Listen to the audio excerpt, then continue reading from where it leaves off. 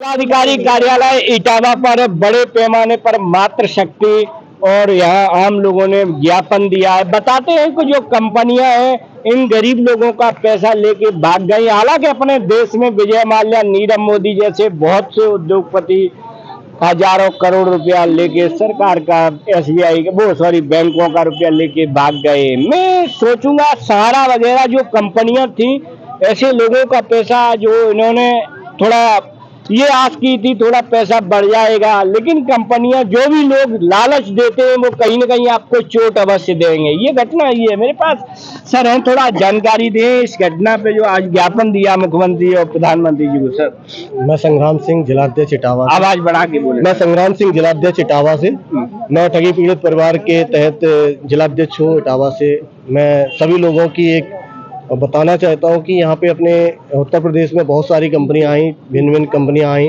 अपना नाम बदल बदल के आई। उन्होंने अपना पैसा यहाँ पे निवेश करवाया और लोगों से ये कहा कि मैं आपका कम समय में पैसा डबल करके दूंगा, लेकिन उन्होंने भी गवर्नमेंट के कहीं ना कहीं कंपनियों के नाम बता सकते हैं? हाँ, पल्स है, सहारा, साई प्रसाद, कल्पत्रू और बहुत सारी कंपनियां हैं जो आज मार्केट में अपने तरह तरह के नाम लेके आई, जो कि इन्वेस्टमेंट सेक्टर में रियल एस्टेट के अंदर काम करें, कोई तरह तरह के काम किए हैं। उन्होंने पैसे निवेश करवाए, लेकिन वो MCA 21 के तहत कंपनियां काम कर रही थी, जिसमें पढ़े लिखे लोग भी आए और उन्होंने अपना पैसा निवेश किया। इसमें अधिकारी तक के लोगों का पैसा भी जमा है। कुल मिला के देखा जाए तो उसमें जो बड्स एक्ट 2019 के तहत जो अपना लागू किया गया था, उसके तहत अभी DM साहब को एक ज्ञापन हमने दिया था, जिस ज्ञापन के तहत इन्होंने हमारे सभी तहसीलों पे काउंटर भी खोले, जिसके तहत सभी आवेदन जमा हुए थे। हाँ, जमा हुए थे, लेकिन उन जमा स्थितियों में देखा जाए तो अभी तक उस पर कोई कार्रवाई आगे नहीं की है। कोई कार्रवाई नहीं हो सकता। ये कंपनियां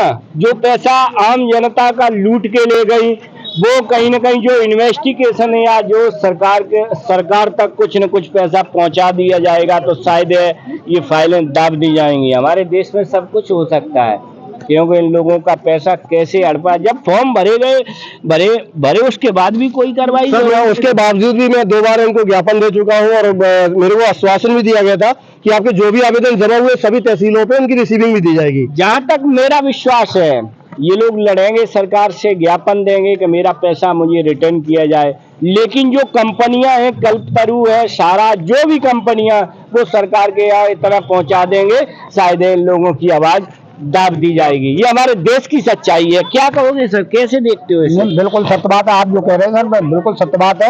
लेकिन मैं गवर्नमेंट से बड्स एक्ट 2019 के तहत लड़ाई लड़ रहा हूँ कि मेरा पैसा बड्स एक्ट 2019 के तहत वापस किया जाए, क्योंकि हम लोगों ने गाड़ी कमाई, पूंजी कमाई, लोगों ने जमा की है। आज हम दर दर की ठोकरें खा रहे हैं, लोग बाग परेशान कर रहे हैं, कुछ एजेंट सुसाइड कर रहे हैं, कुछ लोग सुसाइड कर चुके हैं, कुछ लोग बाग पलायन कर चुके हैं।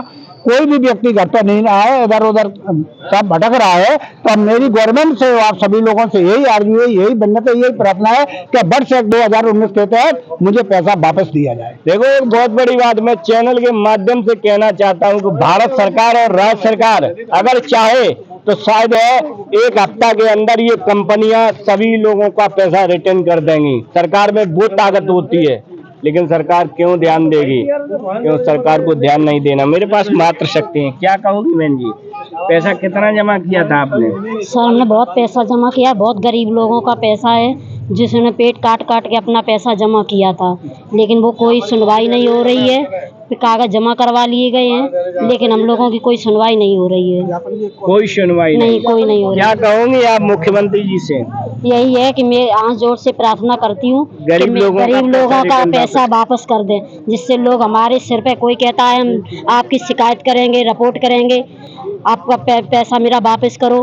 बस सरकार से मेरी यही प्रार्थना है कि मेरे पैसे वापस। मैं भी सरकार से यही अनुरोध करूंगा कि ये जो मातृ शक्ति हैं, ये अपने जो भी पैसा इन्हें थोड़े थोड़े रखे थे, कहीं न कहीं आस थी कि पैसा हमारा बढ़ जाएगा। कल्पतरू, सारा, जो कंपनियां, ये हमारे देश को लूटने वाली कंपनियां, इन लोगों से, मातृ शक्तियों से पैसा ले गई। आज वो पैसा रिटर्न नहीं कर रही। ये सरकार की बहुत बड़ी लापरवाही है। अगर सरकार चाहे तो वो कंपनियों के जो मालिक हैं वो भी घर जाके इनके पैसा वापस करेंगे। ये बहुत बड़ी सच्चाई है। बहुत बहुत धन्यवाद।